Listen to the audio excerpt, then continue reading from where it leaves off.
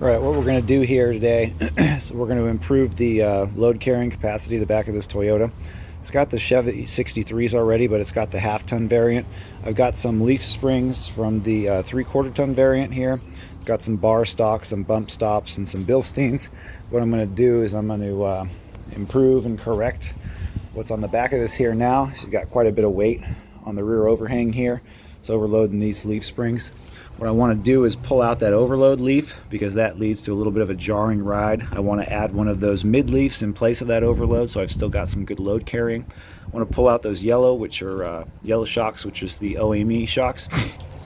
And then while I'm in here, because I got to pull off the wheels to do all that, I'm going to go ahead and trim both of these rear fender wells, because as you can see, this tire's made contact here before in the past, and you know, when you go off-roading, that's not too uncommon. So I'll get you underneath here. Don't mind all the oil, that's just because there was a transfer case seal leak, but that's been corrected. And I'll go ahead and show you what's going on.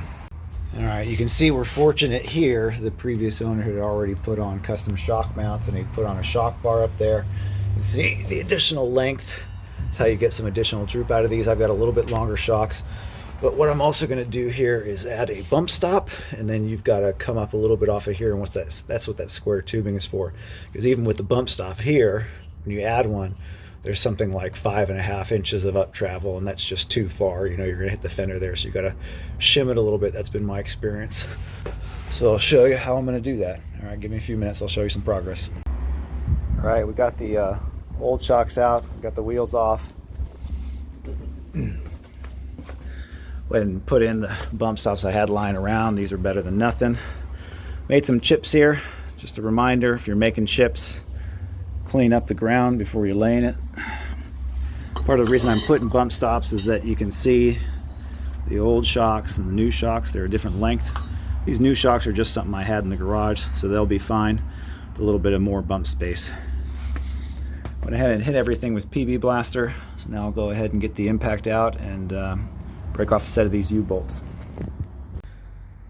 Alright, so I finished this side. You can see I trimmed the excess off the U-bolts. I added this bump stop from the Dodge. Got a 3-spring pack as opposed to 2 in an overload over there. What I did is I used the longest leaf I had available, so that's going to give the softest ride increase. And then I basically kept this second leaf, or it's an equivalent length to the second leaf.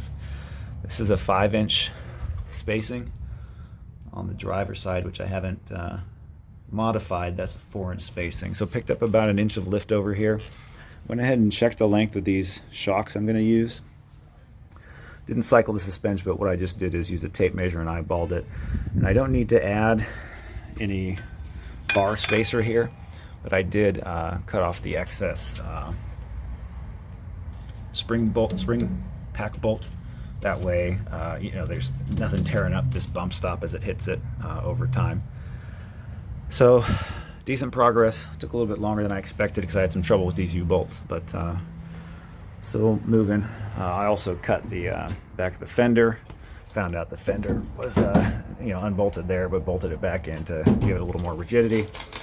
And I'll do the same thing on the other side, so not bad progress.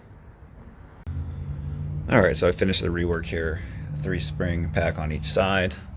Used, like I said, the longer leaf to give it the softest ride change. Reservoir shocks.